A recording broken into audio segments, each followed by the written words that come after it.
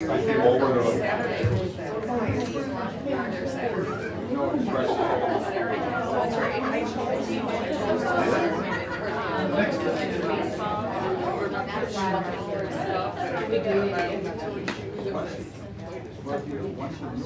friend of mine, like, when I was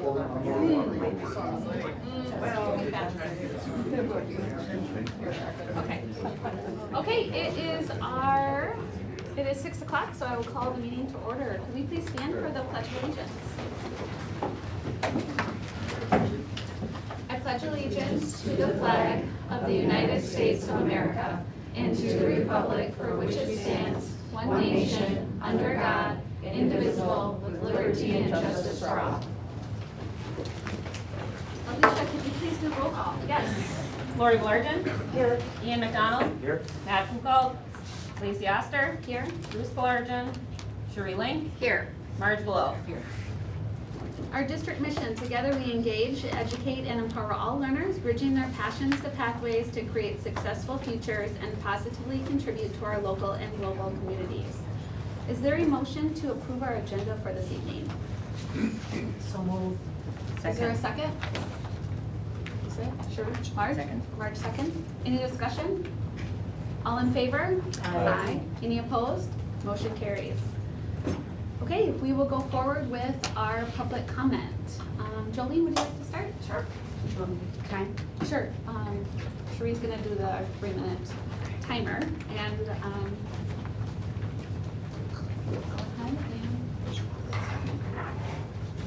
Did you need this?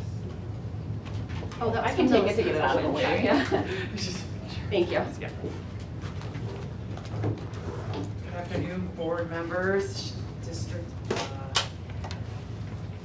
District Superintendent Donnelly, good afternoon. We've reviewed the opt-out process embedded in the agenda for tonight.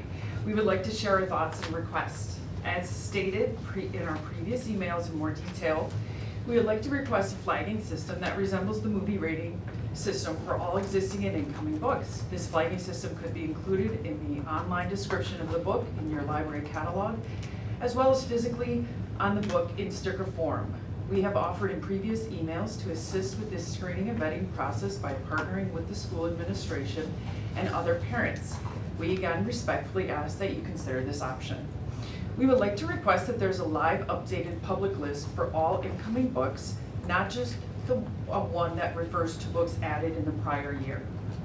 Such list could be live on your website and have a date added or similar date listed or in email form with automatic updates when new books are added, sent to parents who have signed up. Our goal is to have a system in place that parents can easily track and refer to any ongoing book additions throughout the school year as they occur live.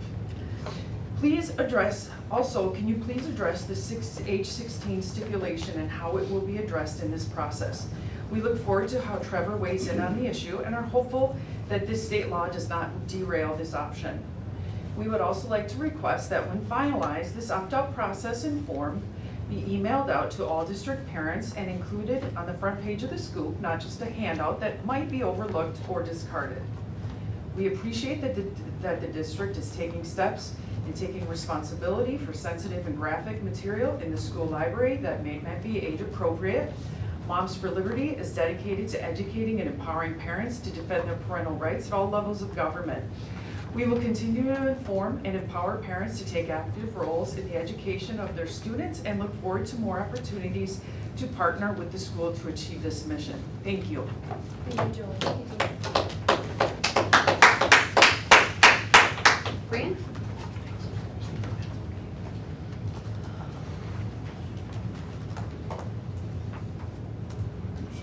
Grant Land, 2133 62nd Street, Somerset. I was looking at the form that was put out so we would have an idea of what was going to be proposed. And the longer I looked at it, the more risky holes I kept finding in it and the more concern I have. But we still come back to an issue of the students, even if they're on the opt-out form, they would still have access to the material in the library during normal school hours. They wouldn't be unable to have access to the material. They just would have no access to check it out and take it with them. And so I see that as a kind of a major problem. And I'm also a little bit concerned with timing. Announcing a list of books that were purchased the previous year puts those books on the shelf for a year before they're even looked at as far as what their content and material is by the parents, and so we as parents wouldn't be able to even know that those books were there. I also see a problem, that another one that has kind of reared its head this year is a workaround would be for the school to bring in a publication that a large number of parents may be in disagreement with, but rather than calling it a library book, they would call it a textbook instead. And that becomes also another issue that we would have to look at. It also in it says that they would like to have parents, before they choose to opt out, they want parents to contact the school, their principal, a teacher, or the library. And I can really see where this is going to go, because when I look at it, I can already hear the discussion that if I have my students opt out from all material, they won't have the material that they 30 need seconds. for whatever report it's going to be. They won't be able to get their research projects done on time, because the information would have to come from the students to the parents, back to the school, to give them permission to check out any publication that they may need for their research project. And so that becomes a major sticking point for me, because as we all know, most kids wait till the second to last minute to actually write their paper.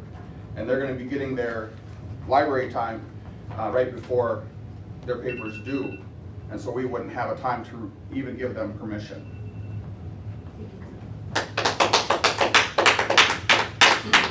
Travis?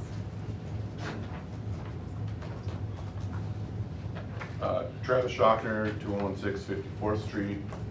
Everything I've said over the last few months. And then the last session I brought up that I would be in support of an opt-out policy. I've reviewed the policy, reviewed the handbook, edit, and the way it's presented and everything looks very straightforward. I have no problem with any of it really.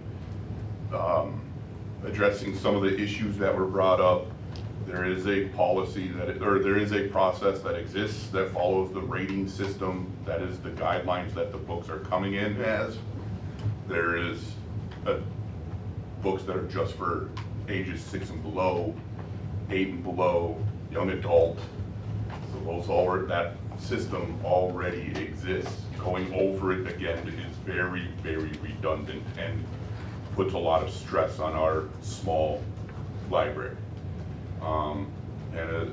It feels like people are arguing against fostering the curiosity within their children, and they want to control it. And I just find that very frustrating and disheartening to hear. So I like the policy. I don't see any issues. The forms that were filled out are very straightforward. I actively went through it just to test it out. All looks good. I think you guys did a really good job.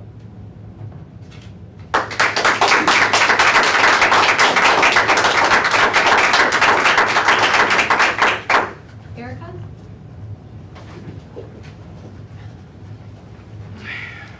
Back again. Erica Johnson, 1999 County Road C.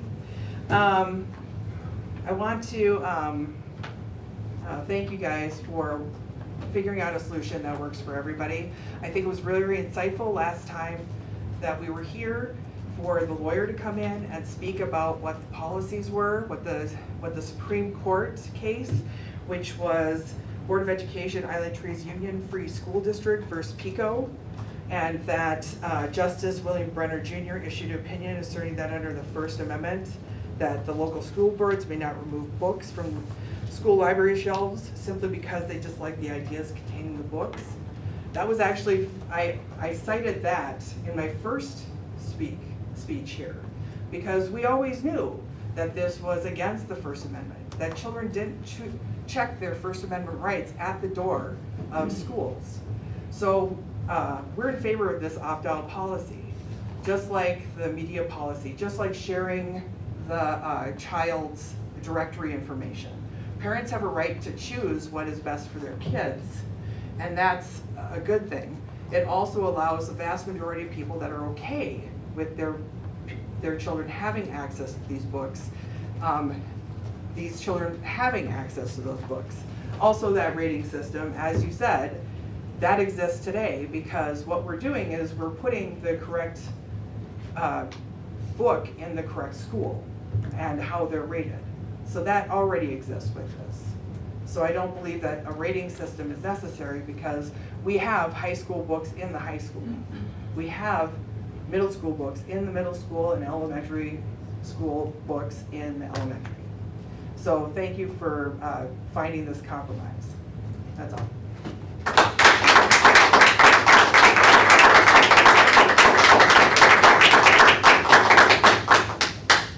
Okay, moving on with our agenda. First is advanced operations and looking at our policy update. Currently looking at policy 2522, the library and media centers. And then attached with that is also the all school student handbook language. This is attached to our agenda, so if anybody has questions, discussion related to this, now's the time that we can do so. The all student handbook language is attached under A, and then also includes what was developed for the library's materials opt-out form, and then also has a link to the digital catalog system.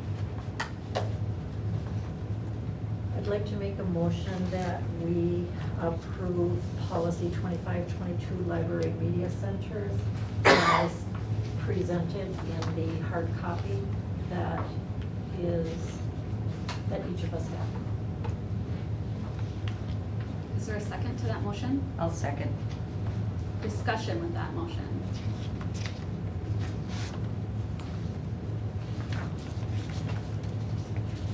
Ian, did you have a question?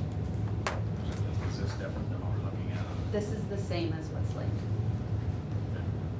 Correct? What is the hard copy in front of us is the same as what is linked on the agenda.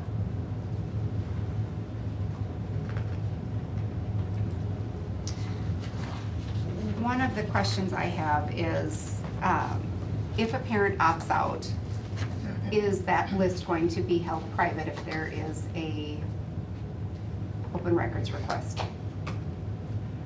So I think we talked about this last meeting in terms of it wouldn't be a living list. These things would live within Infinite Campus. And if we're functioning this through Infinite Campus, then that's not subject to open records. But a parent would have to request it through, likely via email, or they Through should the be Google phone? form. Okay, so. And that would be student data, according Okay, to Trevor, so it would be. and would be protected under open records. Because it's not through an email, it's through this A link. opt-out form that's Right. linked. The other thing I wanted to, the question came up the last time, and I know I saw one of the comments about the age 16. Just to clarify, and I know this was sent to us, that in regards to the 16 plus state statute, we are not necessarily giving parents the library records, as instead we are getting permission ahead of time. So that would be even students age 16 above could still have that opt-out form. Am I correct in saying that? It would be a non-issue. Yep. Because I checked on that one. Yep.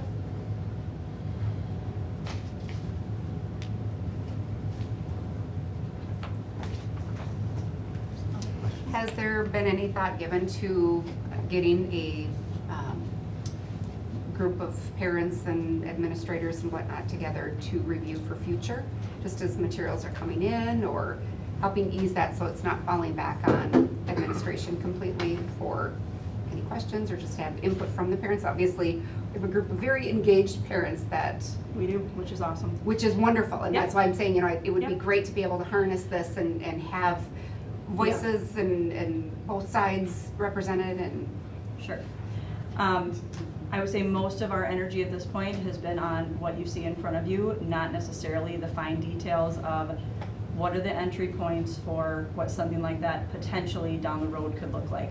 I am certainly not prepared tonight to talk about what that might be, where's that line between input from parents, 100% you bet, what's appropriate, where's that line between the work of the school versus parent input, and how do you bring those two things together, and where does that make sense? So I would say very loose conversation, nothing formal at this point. So this has been the bulk of our energy trying to get this tightened up for tonight.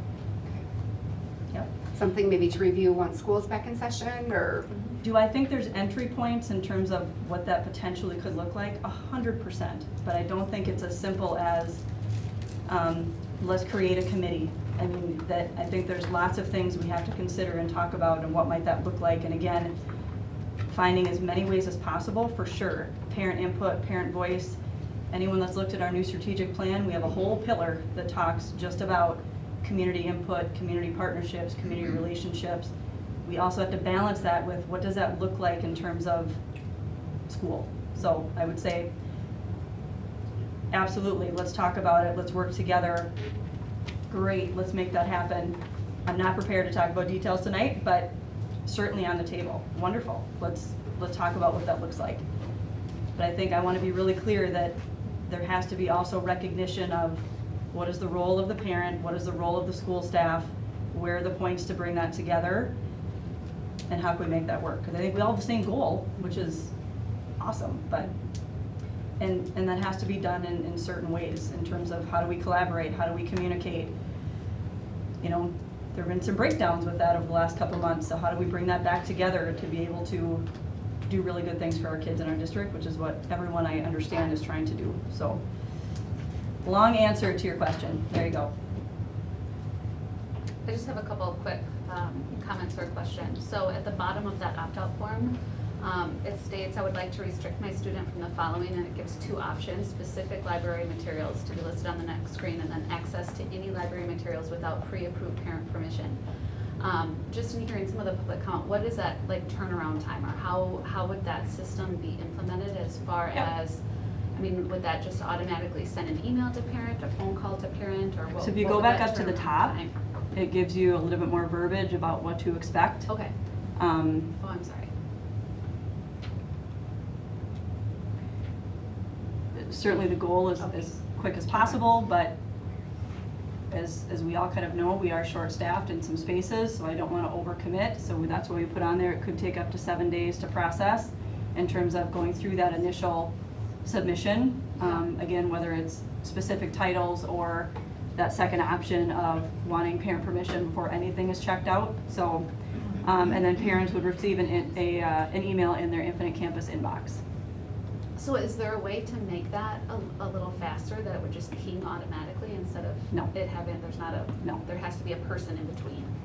Right, especially if Okay. there's specific titles, for example, Right. like that can't happen automatically. And I think part of it is we want to make sure to avoid any of that error, that we're going through individually and making sure that we address whatever the concerns are for each individual student appropriately.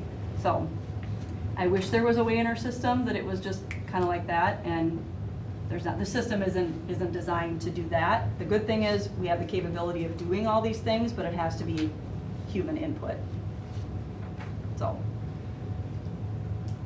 So the digital catalog system is up to date, yep, as looked on it. And then the reason for the books from the previous year, they had it during the year, not all at once. Is it something somebody could request if they want to know? right, yeah.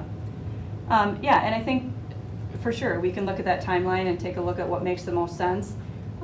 If you click on that digital catalog system link, which is probably what you just clicked on, you can see all 3 schools pop up. So it's always up to date and live. We don't wait a year to update it, but, you know, we can certainly take a look at timeline, if there's a better way to increase that communication sooner. You know, I think part of it is, you know, we don't want to necessarily promise to send out an email every time we add a book to our library, so trying to make it manageable that way, but, so, I mean, if a parent was really proactive and they wanted to, they could find out. yeah. Mm-hmm.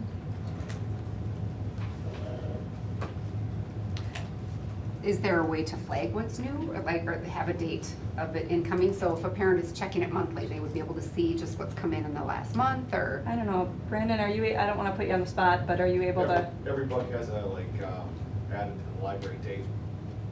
So it'll be there, so once it's added, every book has that date, so we know exactly when it was added to the library. Can they sort it by that, though? Yep. Oh, okay. Oh, that's what you, yeah, Yeah. okay. Okay. So I didn't So see you're that as saying an to see the option. most You recent can filter it all like that. first, Yep. yeah. So with discussion the last time, it was suggested to strike all that's in red. What is in green was actually beyond what we had discussed at our last meeting, but added in the area that concerns about specific library materials should be raised first with the library media specialist, then with the building principal, if necessary, in an effort to resolve the matter informally. If a satisfactory resolution is not reached, the requester should refer to the student handbook for options regarding restricting his or her child's library privileges.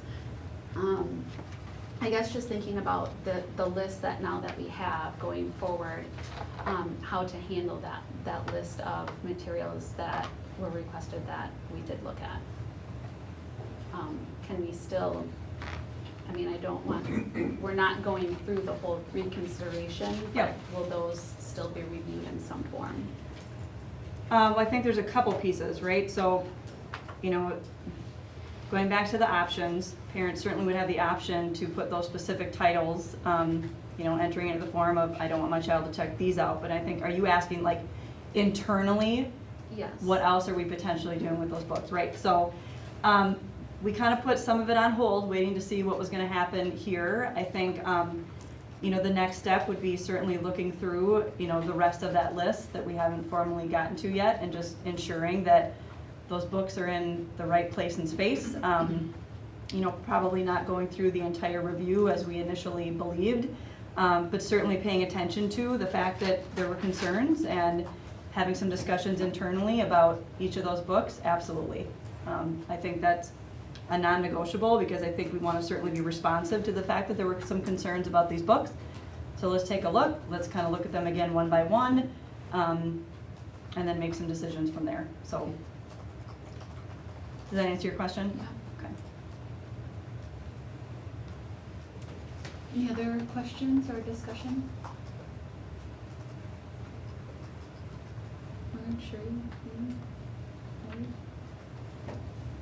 Okay, so the motion on the table is to approve the policy that is linked 2522 as it is worded, and it is second. So we will go ahead and do a roll call vote. Lori? Yes. Ian? Yes. Myself, yes. Cherie? Yes. Marge? Yes. Motion carries. Moving on to our coach advisory handbook.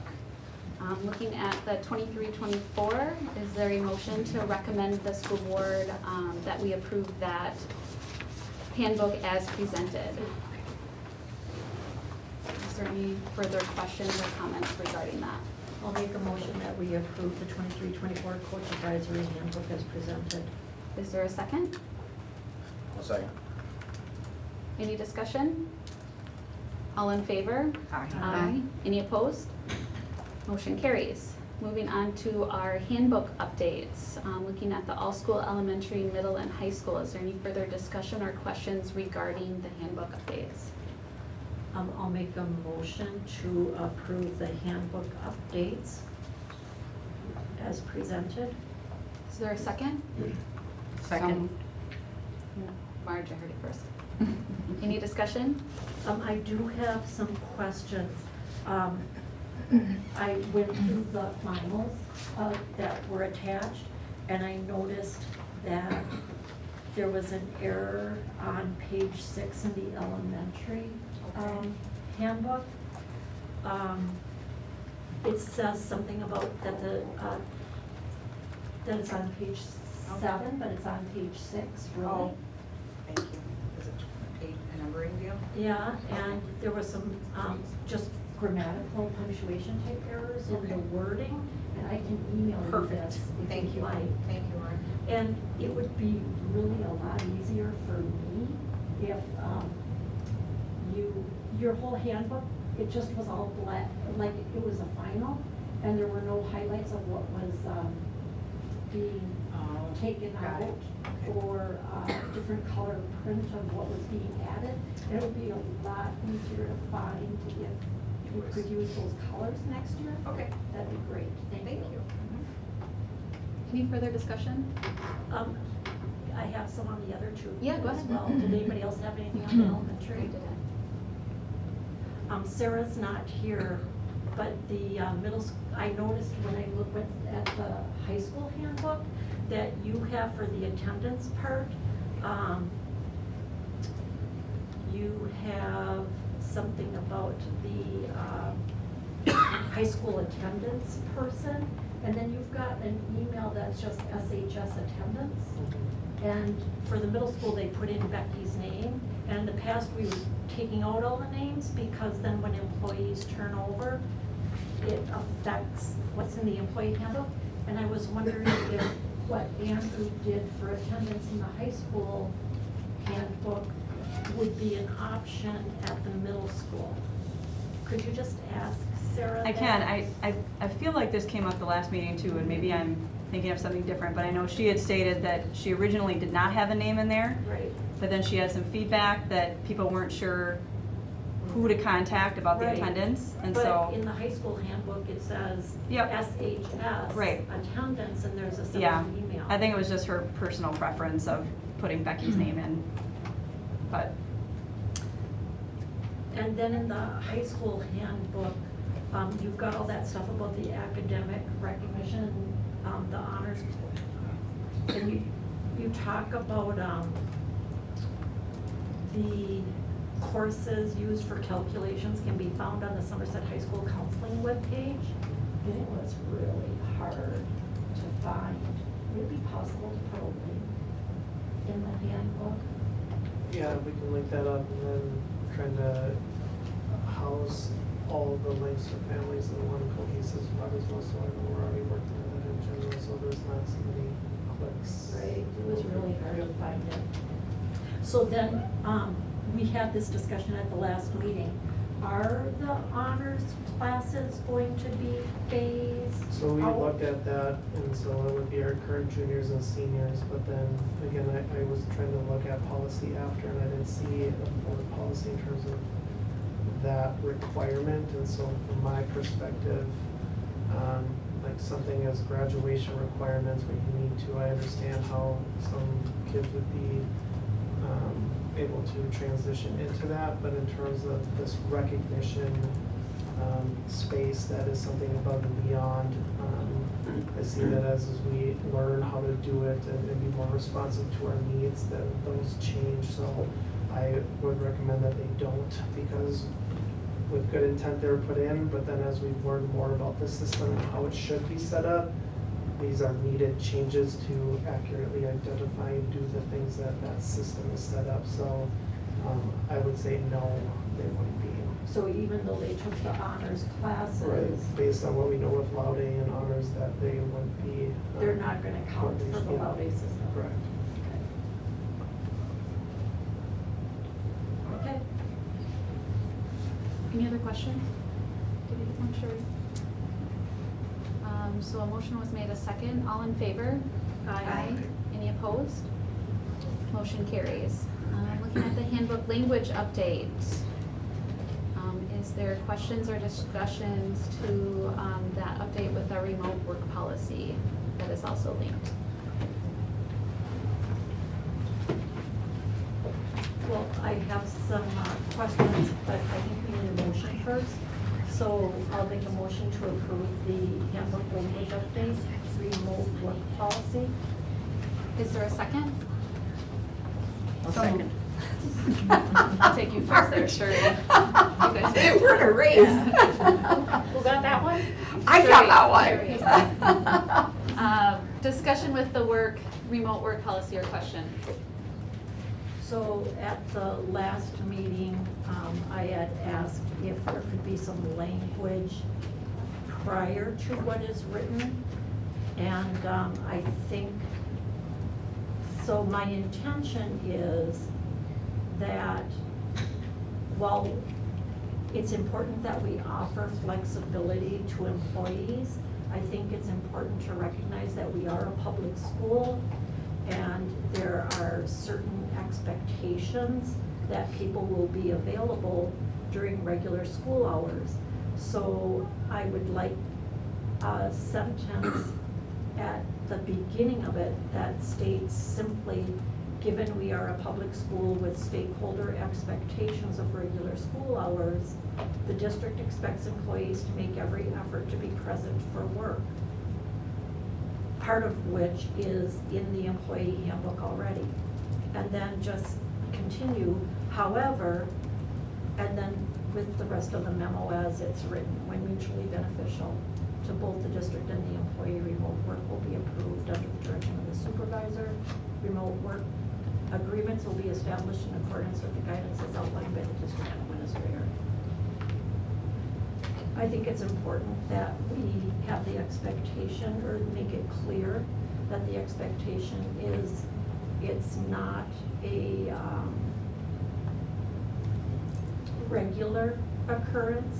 It's more of a flexibility thing that we can offer as needed and when appropriate. So is your motion with that, or your motion was as is? Well, my motion is to add it. All right. I would like that added to the remote work policy.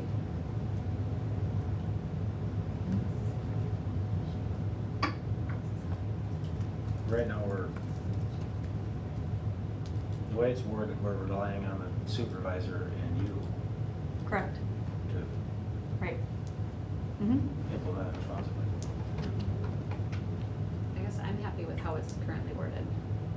I would agree. I don't think it's going to be abused. I mean, that would be something that a supervisor would address at that point. Right.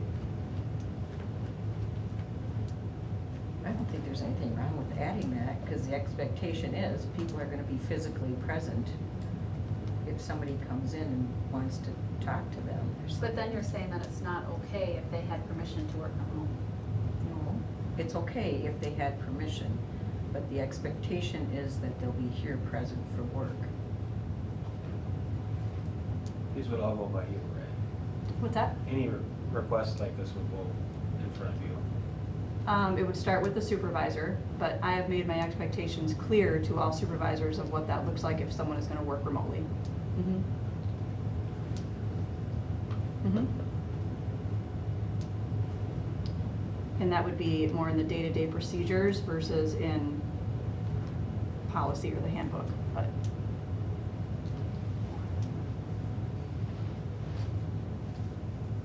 So, looking at that, I'm trying to think of how, Laura, you made the motion to approve with that change, Yes. and that was seconded. So we need to vote on that motion with the change. Correct? Am I going through that right? Yep. Okay. Yep.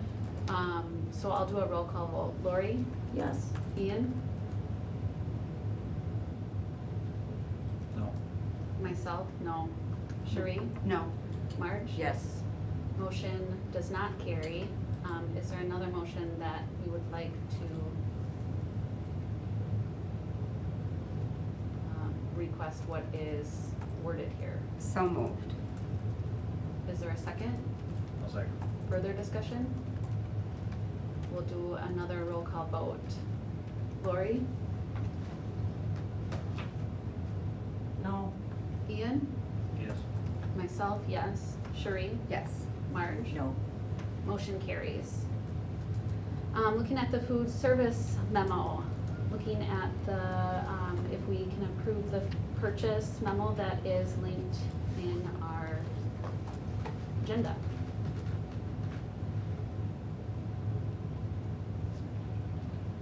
I will make a motion to approve 3E. 3E1, maybe, instead of 1? Is there a Or an second? I. I'll second. Any discussion? All in favor? Aye. Any opposed? Motion carries. And then the last one there, academic standards, looking at that memo that is included, is there a motion to approve the academic standards update? Or academic standards memo as presented? So moved. Is there a second? Second? Any discussion? All in favor? Aye. Any opposed? Motion carries. Moving forward to our reports. Lori, were you Yes. here for the listening session? Yes. Would you like to report on the summary, please? There were a lot of questions regarding the easement and water flow through the district property with the housing addition that is Right. adjoining our property line. Do you have any update on that, Sharon? I had a meeting scheduled that was canceled by the other party, and I have not heard anything since. That's odd. They seemed like they were in such a hurry. Yep. So, I'm waiting, because it's not really on our timeline, so Right. wait and see what they say. Thank you. Yep. Anything else from the listening summary? Nope, that was it. Session? Thank you. Okay, moving forward to our 22-23 bullying harassment report. Abby and building principal? Do we have to stand behind this? You could stand in front or behind, either because it's the podium and a smartboard, so you're good.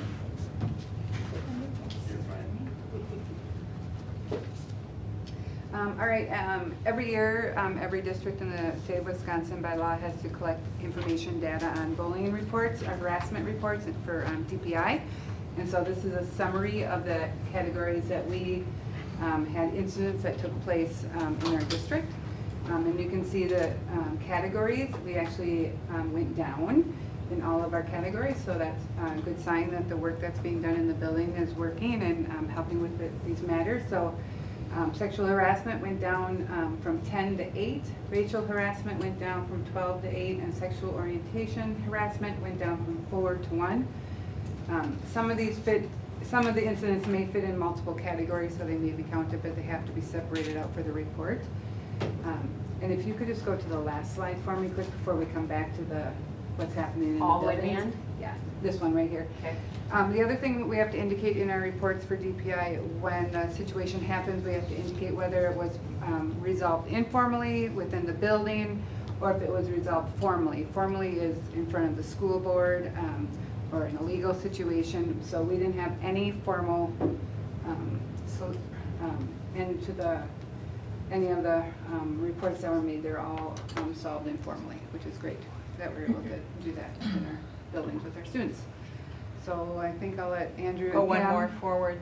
Okay. talk about So, what's happening. in What the kinds of buildings. things are happening in the building? We have restorative practices, circles, conflict resolution, very intentional. We did a lot of work in the middle school and elementary school with Catherine Cranston coming in and working with our staff on how to use restorative chats with students and how to use circles with students. At the elementary school, we do responsive classroom. Every day our students start with a morning meeting. They're taught about being good citizens and how to solve their problems in a proactive way. At the middle school, they do something called Top 20, and that's what I know. And I don't know, Similar, yeah. and Why Try, is that something else they do? Yep, Why Try is a curriculum that we use about stick-it-to-itness with the students and grit and growth for students. And then the high school has character counts and also Why Try. Our school counseling does lessons every other week. A student gets a lesson, and at the elementary level, we have safety plans in place. We are working on family communication and involvement. At the high school and middle school, they've done respect and courage retreats. High school does leadership training. and peer mentoring. And then we really work on, like, we're working toward that idea of reparation and how do we make things right versus, you know, kind of the difference between consequences, punishment, and logical consequences. How does that work? Questions? Thank you. Are we first? No, I think Andrew is. Thank you.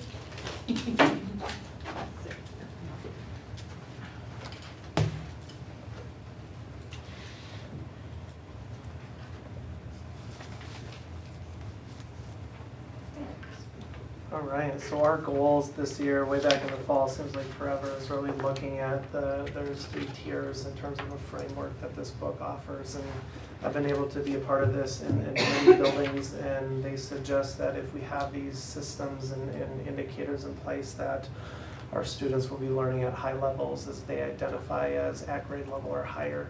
And so really, as you see up there, I know the indicators may not be common language that you might engage in, but there's 8 on a leadership team lens, and then 5 that our teacher teams work on. And by the end of the year, we were able to get 6 of 8 of our leadership in place firmly, and 2 of 5 for our teacher teams. The reason we said in firmly is we don't just want to speak to them, we want to see artifacts, we want to see evidence. And while we hit all of the indicators, we didn't feel confident that we could say that we met our goal. There are things that are happening currently over the school year of some of those indicators, that we have about 30 teachers in our building that are giving their time in summer to get these tier 1 things in place that I'm super excited about. And then by fall, these things will be in place, and we'll start to gather those artifacts. So while we didn't hit them in terms of where the depth in which we would want because of all the things that wrapped up our school year, we were really pleasantly surprised, and I'm really proud of our staff. I'm proud of the systems that were in place, that are now in place. If I'm honest, I've had conversations with several people in this room about transitioning in. Sometimes with new content, you're likely to see a dip in academics, and we didn't have that. And I think that speaks loudly to the systems that we're starting to put in place. That speaks loudly to our staff and looking through a different lens. So I liked 100%. We didn't reach that, but I'm really pleased and excited of where we ended up the year, and really all the things that we got through this past year. And if you are curious about what those are, I appreciate I got a chance to talk with Lori. I can get you a book if you want to dig in more. I've tried to convince either boards and district offices to go to this 2 to 3 day training to understand how we all work together to have that outcome. So please let me know if you have questions. I would love to talk more about it, or kind of where we're going. I anticipate, if you were to ask me at the moment, kind of where we're looking at next year, I would like our building to be more responsive to our current academic, behavior, and mental health needs. Where are we at, and then what do we do next to move us a little quicker? So I'm really excited again about everybody and everything that they did this year. Thank you. Thank you. So Andrew, you feel like that you're almost there, you just don't have the artifacts? Yeah, so like where we were at mentally with, right, like knowing some people were leaving or not, I felt like as a leadership team we could have pushed it to get some artifacts, but I didn't think it was appropriate in terms of the space and how we were wrapping up the year. But I'm confident as we start the ground running that as we go through the process, we'll see evidence that all of those indicators are in place. So I was wondering if maybe next year, whenever it fits in your timeline, if you could give us like an update and show us this physical evidence to help us understand more what's going on in the high school and how it's working. Yeah, for sure. That'd be great. Yep. Thank you. Any other questions, wonders?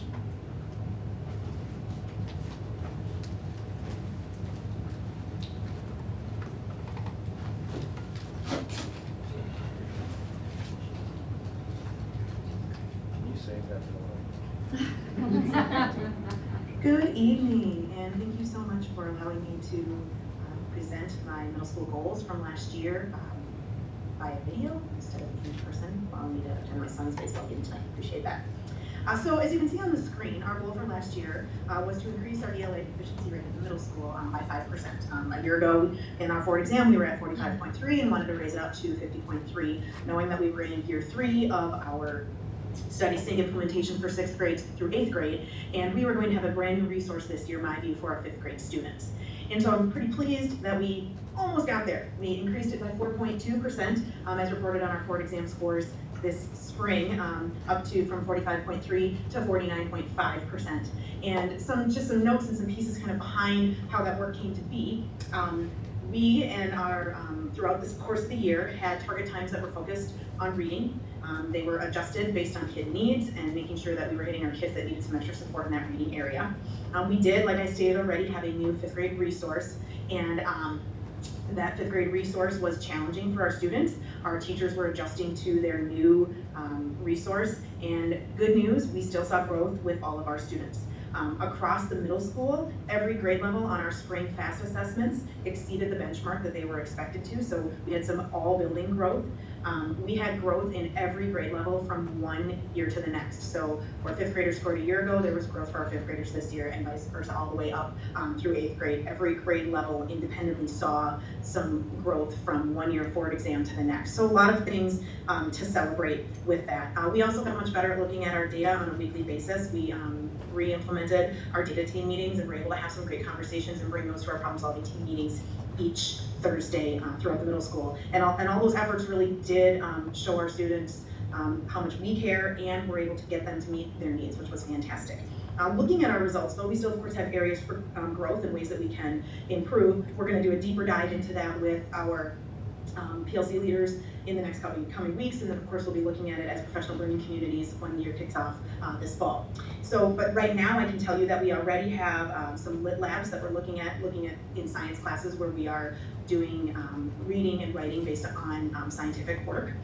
In our social studies courses, we do document-based questioning, which is looking at research and writing off of that research and putting it all together in order to become better, more specific readers and writers as well. And then my English language arts group is going to be looking at creating some more consistent rubrics that are scaffolded in genre areas from one grade level to the next, so that our students and our teachers really know what the expectations should be.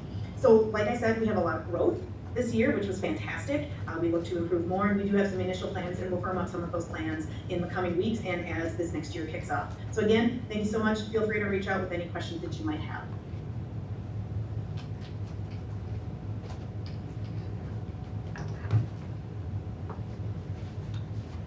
Hi everyone, as you know, the big work at elementary school, kindergarten through 4th grade this last year was our new ELA curriculum, our new curriculum, MyView. And a lot of work. Going into the school year, I set a pretty big stretch goal, and because from 21 to 22, we had increased 4%, so it felt okay to make a goal of 5%, hoping I could combat the implementation dip that is very common to be experienced when you get a new curriculum. Implementation dip literally means a dip in your performance and confidence whenever you start something new. So we had some things in place to kind of combat it, to try to hope that we could head it off, right? So we had coaching and support. Mindy Shoup and myself met weekly with each and every team. We built in opportunities for colleagues to get into each other's classrooms and watch ELA in each other's classrooms. We have weekly team meetings. We had professional development throughout the school year around MyView. And then weekly, Trish, Mindy, and I would meet to see how our team's doing, where do we see needs, what do we need to do for teams. That being said, teachers still felt overwhelmed. They still said things like, I'm struggling to get my rhythm. There's so many components to this, I'm still learning the components. So we have big work ahead that we're going to continue on. Our proficiency, so I really focused on 3rd and 4th grade Ford exam, even though this tool is K through 4. Our proficiency was as reported on EduClimber, was 49.7, so we did decrease 1.6%, which, having gone up 4.7% last year, was frustrating and overwhelming, but then I think maybe it would have been even worse had we not been so focused on what can we do to combat the implementation dip. I am pleased to say that using FastBridge, which is an assessment that kindergarten through fourth grade take, 77% of our kids reach benchmark there. So we're seeing the growth there, we're seeing the goals. We have a lot of really exciting things to celebrate once all the data becomes public and we can share different groupings that really made tremendous growth. But looking just at third and fourth grades overall ELA data, we did decrease the year before by 1.6%. Looking ahead, we're gonna keep working on pacing. We're gonna keep working on professional development around ELA and really talk to teachers about what they feel like they need now that they've experienced it a year moving forward. And we're having the company come back in. We have a program called Success Maker that we're gonna have come back in. You've heard probably a lot about, we're gonna bring in some top 10 teacher tools to bring in ways to help support how we're teaching reading to be the most cutting edge, what's important in reading today. And just kind of looking at what will year 2, in my view, bring for us. So not as thrilling as I'd hope. I don't like to report that we didn't go forward, but I still am really proud of how hard the staff worked on this new curriculum. Any questions? I have a question. Yeah. So the forward is only, like you said, third and fourth. Yeah. And you said the fast bridge showed 77% at benchmark. Right. Do you have the previous year's benchmark? Like, did you see a decrease in that? I didn't, but I don't have it right at the top of my head. I can go back and look at it and let you know. But I know teachers were really pleased with what they saw students doing, especially in our younger grades, and how they saw them really attacking their words and how they were reading it. So I do know, I'll go back and look, but I think. I was just curious, Yeah, because only that looking would've at been the forward for third and fourth. And that's the tricky thing in our building is that there isn't a really nice correlation between fast and forward is only third and fourth grade. Yeah. Other questions? Thank you. All right. So this year in the special education staff team, we worked together. So part of the thing that we're really proud of in Somerset is students who are supported by an IEP really are truly included in their general ed classroom as much as appropriate and as we can with students. But just being in there isn't enough, and we know that, right? So a lot of our work is continuing to find ways to support the student with a general ed curriculum and helping them be successful at grade level as well. So we really took a good look at our specially designed instruction in the general ed classroom. So specially designed instruction is any kind of additional teaching or modifications or accommodations that we're giving to students who are supported by an IEP using their general ed curriculum material. 3 of the teachers, 1 from each building, joined me for training at CISA on this at the beginning of the year, and then they helped support the 4 times we met doing professional development with the entire special ed teaching staff about how to implement some new tools that have come out and new ways to help support students in their general ed classroom. And each time we left each other, I asked them to try at least one new way of supporting students in their general ed classroom, and then they reported back what they thought worked, what they still needed to grow students in their general ed classroom. So that is going to kind of piggyback our work into this next year. Is great, we're doing this in the gen ed classroom. What do our intervention times look like with them as well? And can we mirror some of that in our special ed classrooms that work to help continue to support the students' work in the regular ed classroom? And the other goal is with that is I focused a lot on the middle school SLD classroom, students with learning disabilities. Some of the tools that we use are computerized, which are great, they work. However, research is showing us, and we know that time in front of the teacher, direct instruction, is really where we get the best bang for our buck. So we looked at how do we develop our intervention times with our students so that we can increase the amount of time they're face-to-face with their teacher and less time on their computer doing some interventions. How do we find a balance to be able to hit all their needs? That too will be part of our work going into this next school year. Any questions? All right, thanks. Thank you.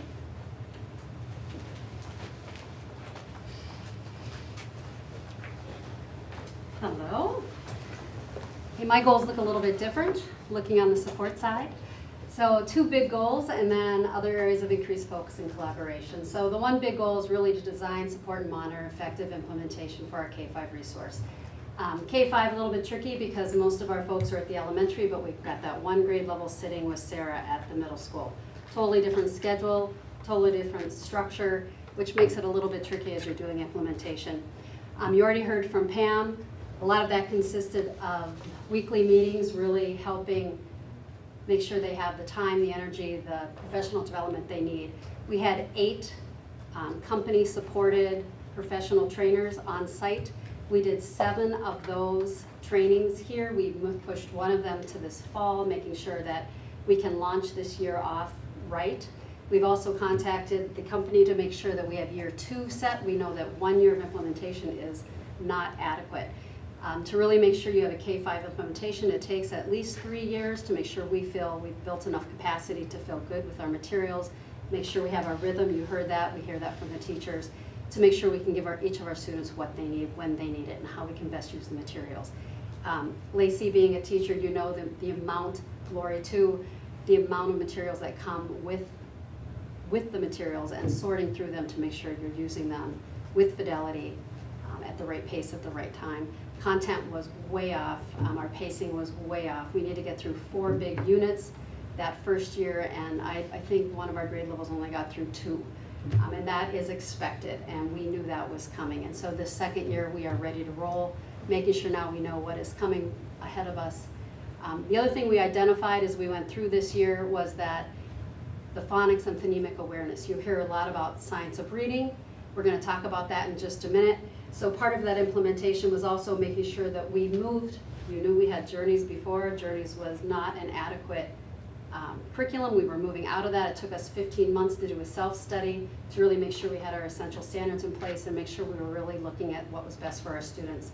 So as we moved away from that and we moved to MyView and Success Maker, we also knew that we needed to really amp up our K2 and now K3 based on the new legislation for phonemic awareness and phonics. So we brought on also Heggerty, which we were using already, but we made sure that it was a systematic approach, making sure everybody was using Heggerty for phonemic awareness. And we did a pilot of UFly and CKLA skills, making sure that we had the best phonics skills for our little ones so that they had the best tools in their toolbox to be the best readers they can by 3rd grade. We did that pilot.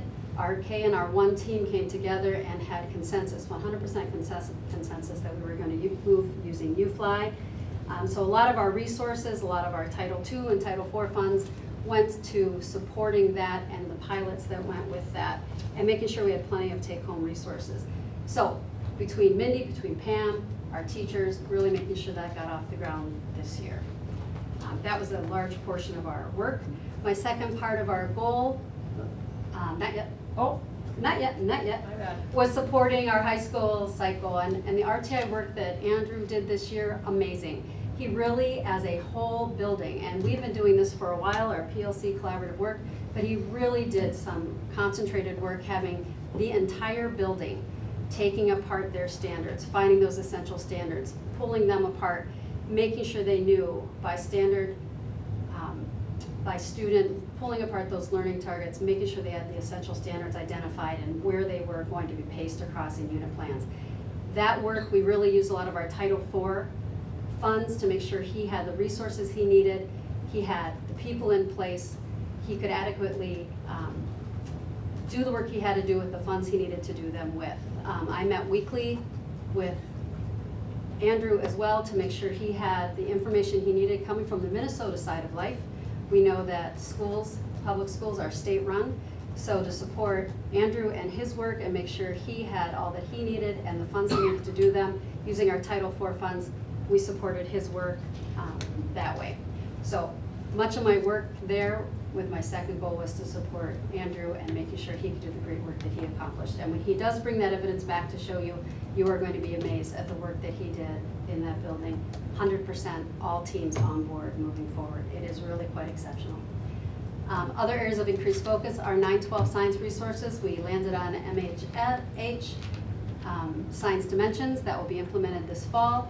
Of course, supporting Shannon and her new work, Pre-ACT Secure, brand new assessment for our 9th and 10th graders, something we're all still learning about. Math standards work, we're in year 2 of our math standards that were rolled out, really getting a math vision ready at the elementary school, really getting our high school team, which continues to turn over, to understand their essential standards so that they can move forward and really do great things. Increased devices at grades 3 and 4, we are now 1-to-1 in grades 3 and 4 at the elementary and 2-to-1 in all the other grade levels at the elementary. And then, of course, data security across our whole campus. We remember that incident a while ago. So those are my goals. Any questions about those? So you heard about the new early literacy instruction legislation that was just signed into law by Governor Evers. It was a little bit of a long haul coming together as Assembly Bill 321, easy to remember. For us, these are some of the big pieces that will come into play. Not a really big stretch for us. So these are just some things that I wanted to point out to you. It had a little bit of a hang up because there was a big piece in there about retention in 3rd grade. Kids that didn't hit a certain mark were going to be retained. That was a big piece that had to come out of legislation before they were going to move forward with it, and that did come out. However, there are some parts that are still in there that by 3rd grade, if we're not hitting that mark, students will have to have a reading plan, students will have to have some intensive intervention all the way up till 3rd grade, and students will have to go through some summer work. We are pretty well set up to get that done here in Somerset because of our robust summer school program. Some of the other big parts is the elimination, complete elimination, and say it for me. You got it. We're prohibiting, I'm gonna just change what I was saying, prohibiting 3-cute system of teaching reading, which is something that's been around since the 70s, since whole language was here, which is when I received my instruction on how to teach reading, which is really going after what words look like, the meaning of words, the structure of words, and what words look like. And that is something that's been around for a long time. And it's being proven that that's not the best way that we should be teaching our kids how to read. And that's what the whole science of reading movement's about. So completely prohibited. No materials can be used after 24-25 in any schools in Wisconsin. So that really hits a lot of the schools in this state that are still using those things. Journeys was using those things. So that's goner. Some of the other big things that are coming out are evidence-based reading structures include explicit and systematic phonics instruction. Good news, we're bringing on UFly. We use Heggerty already, and our MyView has that component. We beefed it up with UFly and K. Right now, K1, we're going to look to expand that to K3. We are currently putting together all sorts of little letter tiles with magnets on the back and cookie sheets all over the place to put them against, so every student will have one of those in their cubby. The professional development training by 7/1/2025 for all K3 teachers. We started that. If you remember when Mindy had her report that Shannon shared, top 10 teacher training, that is on the approved list. So Mindy and one of our special ed teachers, Alicia, both went through that last year so they can be kind of our ambassadors to bring on for all of our K3, but we're gonna go K4 teachers starting this fall. So we've got a plan and a timeline to start that work. And we also have some money set aside because there was Motion 57 just recently that we applied for. So we've got some money set aside. There is money connected to this legislation. We don't know, it's like $50 million, but I don't know how they're gonna distribute that yet. Because also in connection to this, there are literacy coaches, there's some councils being set up, there's some committees being set up, there's pieces at DPI, so I'm not sure how the money will be divvied up. There's also some money for getting new materials that they will pay for half of it if the district pays for half. I think we're sitting pretty good right now since we just brought on new materials, but we'll see how that works. Reporting requirements will change. They'll start showing our students who are in the lowest proficiency range, that is below basic, starting the 23-24 report card for grade 3. We'll see how that works out. The personal reading plans, again, we just talked about that for those kids also for K through grade 3. Increased screening. This one's going to be different for us because they put a timeline on this. So the first 40, so we have to have increased screening. We already screen, but they put a timeline. So the first 46 days we have to screen everybody. And this is the kicker right here. No later than 45 days before the last day of school. That puts our 3rd graders being screened the same time as forward assessment. It's a lot of assessment for our 3rd graders. So that'll be something we'll have to really plan for and give those students some mindful moments and brain breaks and lots of big movements. So that's something we'll have to plan for, also kind of as a whole building and the building culture. Also increasing reporting requirements, not only to our parents, So they're well informed of the assessments, but also to DPI. So we'll be doing additional reporting to DPI on how our students are performing. A few other little things in there, but these are the main ones that will impact us as an organization and our work. More to come. I know that DPI was involved in helping with this bill to get it passed, so Right. that they reached a consensus. Right. But when I read that 45 days before the last day of school, I thought, why Yeah. would you do that? That's like 6 whole weeks Right. of And it- added instruction that we could be giving these kids before we do the last screening. And, yeah. Is there any talk of anything that can be done through DPI or legislators to get that changed? You know, it's so new. The articles are just now he just signed it. So I've not heard of anything, but that's the one thing that worries me, because it doesn't even fit the window of Fastbridge. I mean, it doesn't even fit the third Right. norming windows of any of our other assessments. So that's the one thing that I don't understand it. That's a long time before the end of school. Right? We were doing the assessment calendar today, Lisa and I, we were backing it up like, it's a long time for the end of school. And is that always before the last day of school, or is there a certain date that they give? I know some districts have talked about, even because of the testing calendar, starting their calendar a year earlier to provide more instruction before that, like forward date testing and getting out earlier to kind of, is it just, they're just wording it as your last day, they're not wording it as a There's certain always date? year-round school. What? I'm not saying that, I'm Did just I say saying, that? No, I don't know. you know, just some of the talk, because I know that Yeah. I always look at when testing is, and then it sometimes seems like after that, it's like, okay, you know, now we have this time for the end of the school year, and sometimes I just, I'm with Lori, to have 45 days, and then I'd never want it to say, okay, well, we're done testing, now what? 9, it's 9 weeks. I mean, if you have a 5 school day week, that's a whole quarter. And then if you spend time prior to that, getting used to the system, because Yeah. you know how that goes, so you get, because third graders are your first grade level to test. So what does that look like, and making sure you're reducing test anxiety? Yeah, that's a tricky one, so I'll find out more. We have our DAC meeting starting up soon. And if you learn of anything that we as a board can do, writing a letter to our representatives or I love it. anything, Love it. please let us know, because I think it's really important. Thank you. I'm happy to hear that the retention piece was taken out, because when I first heard that, that was pretty scary. For all of us. Can you just speak a little bit more to the professional development training? So you said the top 10 teachers, but what would be like with the science-based literacy, would that be like letters training at all? Yeah, so letters was at the top. There's letters, there's several. They're on approved list. Okay, So letters is one of them. And then there's top 10 teacher training. There's an approved list that's being put out, and there were Okay. like 5 or 6. One is Orton Gillingham. Remember because that those are one? pretty extensive Right, trainings. they I all mean, are. It's not just like a couple days, so No, as far it's a as full when you're year. talking about some Mhm. of that, I just think of some of that money to be able to not only give that instruction to teachers, but then to give them time for subs, those types of things. I mean, some of those trainings they're extensive. Right, and so our plan, our tentative plan, we've got a tentative plan, I'll use that word publicly, is we were training 2 of our teachers, so a reading specialist and a special ed teacher, so we can go on from 2 lenses.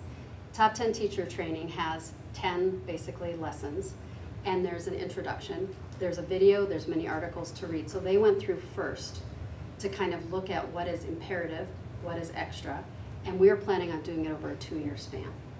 So instead of doing it, crushing it through a year on our professional development days, we're gonna do it as teams, as a kindergarten team, a first grade team, so they can watch it together, they can read it together. We're gonna launch it as a district, as a whole, and then go through it over a 2-year time. So we'll do all 10 tools over 2 years versus 1 year.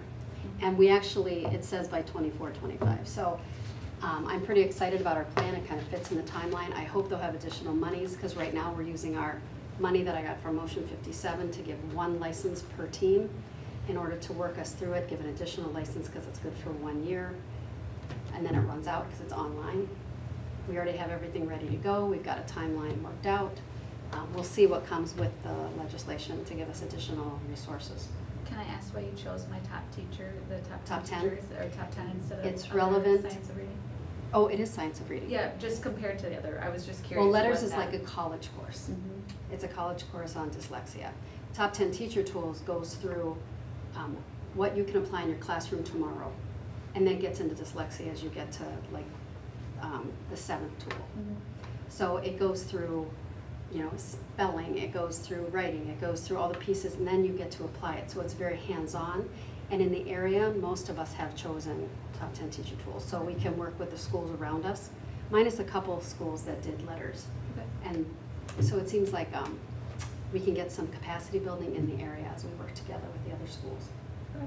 So CISA is sponsoring kind of both, but they're doing some regional work on Top 10 Teacher Tools as well. In fact, they're doing a summer training, August 7th and 8th, for leaders to help lead the Top 10 work. So people are gathering on the 7th and the 8th so they can help usher in the work. And that was before the legislation was passed. I will say too, with this, eventually, I don't know the timeline, but there will be some policy implications, thank you, oh my God. I Thank know, you. there's certain words today. That the board will have to address at some point, and Neola obviously will go through that first and provide some recommendations. And I have no timeline of when that might be, but because of some of the requirements within the legislation, that'll be something that'll be coming to boards at some point, so. Well, and DPI has to develop a model policy first, and then it will go through the process. So that's in the legislation as well. Okay. Thank you. Okay, moving on to our superintendent's report. Yeah, so I have a couple things pretty quick. Strategic plan update. So we have been working really hard on developing the action steps for the first couple pillars. So the admin team, along with some additional staff, have completed the action steps for Pillar 1, which is students, Pillar 3, which is operations. This week, starting tomorrow, we move on to creating the action steps for Pillar 2, which is staff, Pillar 4, which is community. My plan is to bring you a snippet basically of what this work looks like at the August work session, and start talking a little bit about some ideas I have in terms of board involvement, you know, monitoring the goals, getting some more predictable report outs in terms of where we are with the goals. So I'll go in much more detail at the August work session, but just wanted to kind of give you a little bit of a glimpse of the work that's been happening. I know we are really excited about what we've been able to come up with so far. You know, continue to kind of go back to a lot of the artifacts and evidence and discussions from our community meetings, from our surveys. It kind of looks like NASA back there when we get started, because we have everything kind of laid out again to make sure that our action steps are really reflective of the voice we heard from our staff, from our community group, and really thinking about how we're forward thinking for the next 5 years. So more to come in a little bit more detail in August, which will be fantastic. And then referendum update. So I know I put this in my update, but our auditorium core planning group has met 2 times now. So exciting. To finally feel like there's some action moving on the referendum is fantastic. Last week we had about 20 people, 2 or 4 different auditoriums across, well, locally between New Richmond, St. Croix Central, Shakopee, and Wayzata, just to see a wide variety of auditoriums, different designs, different seating, different stages. It was awesome, but probably the best part was listening to the students that were on this tour. Just absolutely in awe of some of the things available within these auditoriums, from the dressing rooms to the stages to you know, the makeup room. It was just awesome watching their excitement and really giving some good input about, we don't like this, or we need to make sure we have this. Little things from, let's make sure we have a sink, to big things of, you know, we like the seating here but not here. So it was just a really powerful experience. And again, I think just getting that excitement going of feeling like, okay, we're getting some action started on some of our projects. So we're excited about that. We will meet again as a group August 10th, where we do kind of a big debrief of, you know, all the notes that people took, all the pictures that people took, and starting to give Wold and Market Johnson a little bit of direction of what are we kind of feeling like? You know, are these things absolute yeses, absolute nos, to kind of give them some guidance as they start thinking about creating some of the designs based off of the feedback from this group. So when we get a little bit further in that process, certainly I'll keep you up to date, but it was a long day, but it was a fantastic day, you know, just seeing some of the different options and opportunities. So I know a few of us are going to go tour the new St. Croix Falls Auditorium as well. We have one more that we want to look at too. So trying to get a good body of evidence just to figure out what makes sense here in Somerset and what's within our budget. And Wold has been really great about giving some a wide variety of options that I think are going to be really fantastic. So more to come on that. And then with the stadium, just more of an FYI, you know, we continue to have a group in the community that is actively working on raising funds for turf. So I don't exactly right now even have an idea of what any dollar amount might be. It could be zero for all I know. It could be more than that, but just want to put it on your radar that there is a pretty large group of people that are still actively working on trying to find donations to get turf in at the same time as all the other stadium renovations. So more to come on that, but just an FYI because it was starting to pick up a little bit of steam. So other than that, those are the two things that I have. Thank you. Any questions for Shannon? Looking at our financial reports, any questions or discussion with that? Okay, then looking on to item 5, consenting our agenda. Is there a motion to consent or to approve our minutes, our board bills, our personnel update, and donations? I make a motion to approve 5A, 1, 2, 3, B1, C1, and D1. Is there a second? I will second if I can add an amendment to some changes to the July 10th work session minutes. Cherie, how do you feel about that? I would agree to that. Okay. The ones you noted in the email? Yes. I just had a question about the one email that we've never done before. If someone arrived late, putting the specific time, is there someone that Yeah, we have done that in the past. the time? Uh-huh. Yeah.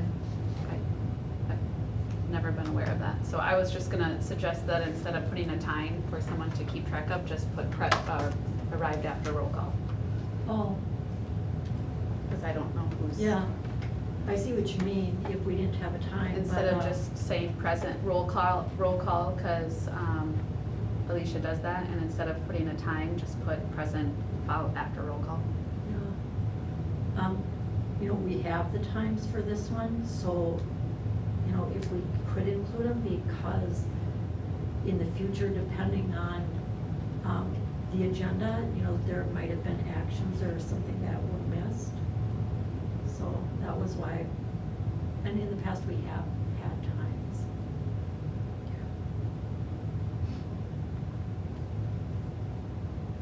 Do you want me to go through those amendments so everybody can hear, or are you good with what's written?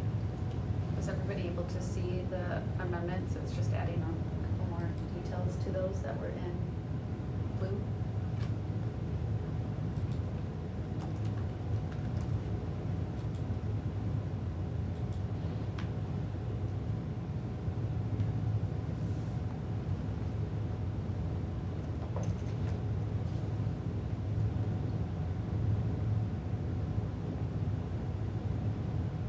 Are we good with that? And everybody else is fine with the time? Okay. We have, Okay. So there's a motion that was second with the amendment. Any other further discussion? All in favor? Aye. Any opposed? Okay, motion carries. Moving on to our general information, our next work session is August 7th. And then our regular session with the listening session 30 minutes prior is August 21st. Looking at the ones around the table. Sure, you want to start us off? Yes, so I will be gone August 7th, so I don't know if we want to give consideration to trying to do a special session at some point, so we actually can do your review, and it's not like in September or October or something, so. The just for what it's championship baseball game happened. worth. Sarah That and trumps Sarah, everything else, so- that is very important, right? The kids are the reason we're here. So whatever that might look like, if possible. Wanted to acknowledge the donations that we received from Brad Nimick, the Lions Club, and I'm gonna mess up the last name, Fall. Thank you guys so much for the donations to our district, and then also wishing Jody Pahacek well on her next steps. Marge? Nothing. Lori? We still have that August 15th. Board Correct? Yep. I think that's it. Okay, Ian? Okay, I have nothing. So is there a motion to adjourn into closed session of the board pursuant Wisconsin statute, section 1985-1C, to consider the employment, promotion, compensation, or performance evaluation data of a public employee over which the board has jurisdiction? So moved. Is there a second? Second. Any discussion? Okay, we are now moving into closed session, or all in favor, sorry. Aye. Aye. Motion carries, we are now moving into closed session at 7:22.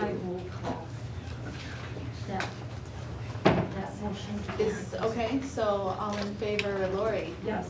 Ian? Myself, yes. Sheree? Yes. Marge? Yeah. Okay, motion carries, we are now moving into closed session at 7:22.